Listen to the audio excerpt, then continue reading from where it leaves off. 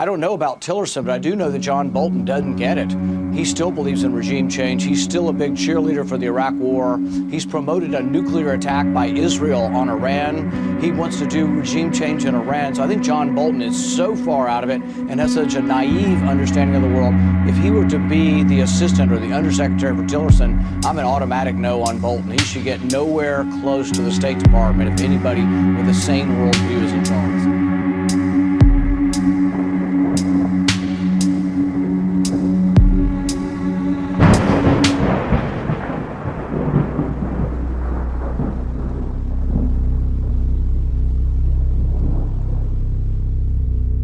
There's major breaking news that's unfolding right now. Quickly want to go to our senior White House correspondent, Jeff Zeleny, over at the White House. Another major shakeup. Jeff, tell our viewers. Wolf, indeed. Good evening. President Trump is announcing that he is going to name a new national security advisor, of course, the highest ranking foreign policy advisor essentially inside his administration, announcing on Twitter just a few moments ago that General H.R. McMaster will be out and is going to be replaced in the next week or so with John Bolton. Iran simply has no intention of being talked out of its nuclear weapons program, nor, I think, are we at the point where even very severe sanctions would dissuade them from continuing to try and get to nuclear weapons. And it's very unclear that there's any real prospect of strong sanctions.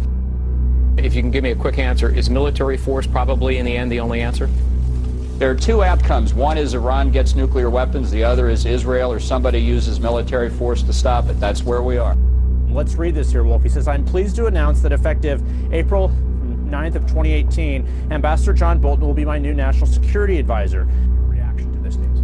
Yeah, I can't imagine a more reckless, more dangerous pick. I can't say it any better than Steve Clements. The idea that the person who's first in and first out of the Oval Office on national security measures and matters openly roots for preemptive war against North Korea and Iran with no congressional vote is, just incredibly troubling. And to think about a president who is desperate to try to turn the news away from the myriad of scandals under which he is buried is going to have someone who is going to eagerly recommend to him that you go around Congress and start what could be catastrophic war with North Korea and Iran, is something that we should all be super concerned about right now.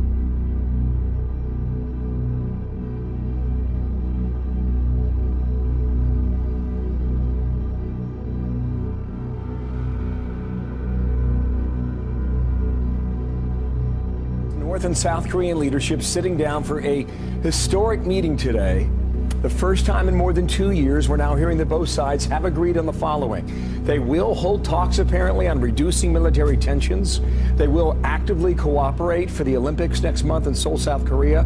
Do you see an opportunity for a breakthrough at this point? I think these talks represent no chance for a breakthrough. It's going to buy 6-8 weeks here until after the Olympics of people rhapsodizing over these talks, taking advantage of a weak South Korean government, and trying to counter pressure and ideas within the Trump administration that maybe military force might be necessary against their nuclear program. It's so entirely predictable, it's just unbelievable. Given that scenario, then, you think come March we're back to where we were? Olympics I think we're back. Yeah, I think we're back to where we were right now. In 2015, you wrote a piece for the New York Times saying we ought to bomb Iran in order to stop their weapons program. That's not quite what I said. That's what the New York Times headline said. Just as Israel twice before has struck nuclear weapons programs in the hands of hostile states, I'm afraid, given the circumstances, that's the only real option open to us now. Right now, or are you saying leading into the future? No, I would have done this 5 or 6 years ago, because the earlier you strike, the more damage you can do. Oh, my God. Bolton on Fox, an unbelievable combination. That was a strong booster. Of course, he was of the Iraq invasion, still is. In 2002, Bolton peddled bad information about that country's weapons program. Quote, we are confident, he said at the time, that Saddam Hussein has hidden weapons of mass destruction and production facilities in Iraq. North Korea selling chemical weapons, precursor chemicals, and equipment to manufacture chemical weapons to Syria, likely financed by Iran. So there's a palpable threat of weapons of mass destruction. You've done everything that can be expected for an ambassador, and I accept your letter, and I wish you and Gretchen all the very best. Many thanks. Thanks for serving. Well, I know who hasn't learned his lesson because it's who he is essentially, and that's John Bolton. That guy won't quit. His desire for power and to wheedle his way into every Republican administration is relentless. The neocon network helps him. We know him well here at Fox News. He's a real hardliner when it comes to Iran and the Iran nuclear deal. That certainly should be very much in keeping with the position not only of the president, but also of Mike Pompeo, who's been a hardliner as CIA director, about the utility of that deal. What can you tell us about John Bolton when it comes to North Korea? And again, we're talking about all of this happening with a summit, and of course things can be delayed, but a summit that is supposed to take place, according to the president, sometime by the end of May. Well, there's no greater hardliner on North Korea than John Bolton. We've known Ambassador Bolton for a long time. If you look at the Wall Street Journal, he wrote an op-ed recently called The Legal Case for Striking North Korea First. So he has put out there the potential for a preemptive strike against North Korea. I've heard him say on many occasions that he does not think that talking to North Korea will work. It will not lead to denuclearization of the peninsula. John Bolton was involved in the 90s where, you know, he was burned by the North Koreans in the past, and so he is not somebody who is going to trust that talks are going to lead to the denuclearization. So you've called for regime change in Iraq, Libya, Iran, and Syria. In the first two countries, we've had regime change, and obviously it's been, I'd say, a disaster. I think I don't agree with that. There haven't been any Iran-sponsored terror attacks in this country that I'm aware of in the last 25 years. There have, of course, been many, many, many sponsored by Saudi Arabians, the Gulf states, and the Sunni Arab world.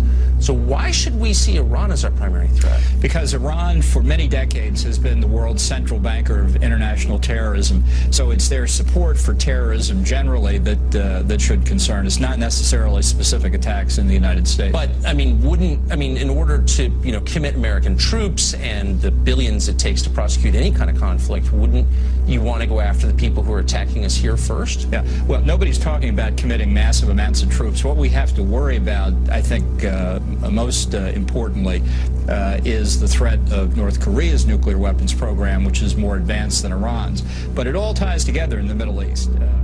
What would you say, if you could sum up the one lesson from what has happened in Iraq, what would it be? Well, I think the overthrow of Saddam Hussein, that military action, was a resounding success. Senator Paul, isn't it interesting that the ones who backed the Iraq war also back going into Libya, also back going into Syria, and they always have one like in a little Pez dispenser, a little candy dispenser. They always have the next war they want us to fight. There's always one they pushed about, another war comes out. They always want a new war, and Bolton's classic. Your thoughts? Will you be able to stop this guy if he gets in the door? Well, this is why learning the historical lessons are important. This isn't the Iraq war from 15 years ago or 14 years ago that we're concerned about. We're worried about whether or not he learned the lesson from that war, but he didn't. He advocated for regime change in Libya, turned it into chaos, and ISIS actually became strengthened. And I think we're more at risk now for terrorist attack from Libya than we were before the war. He's also advocated for regime change in Syria. And as bad a guy as Assad is, I don't know that that's helped us, because I think it actually has created a power vacuum where ISIS has filled that vacuum. But even more so, advocating for regime change in Iran is a real problem, because it shows this naive understanding of the world that he thinks, oh, everything's going to be great. We're going to drop a few bombs. They'll have a new government there. Thomas Jefferson will be elected, and there'll be no more problems in Iran. It didn't work out that way in Iraq, and I think Iran's a bigger, much stronger country than Iraq ever was. And I don't think he's learned any of the lessons of the Iraq war, and he wants to reinstitute a new war in Iran. So, no, I think this person, John Bolton, should never have any position in the State Department. I will vote no, and I hope my vote will be the deciding vote to keep him out of the State Department.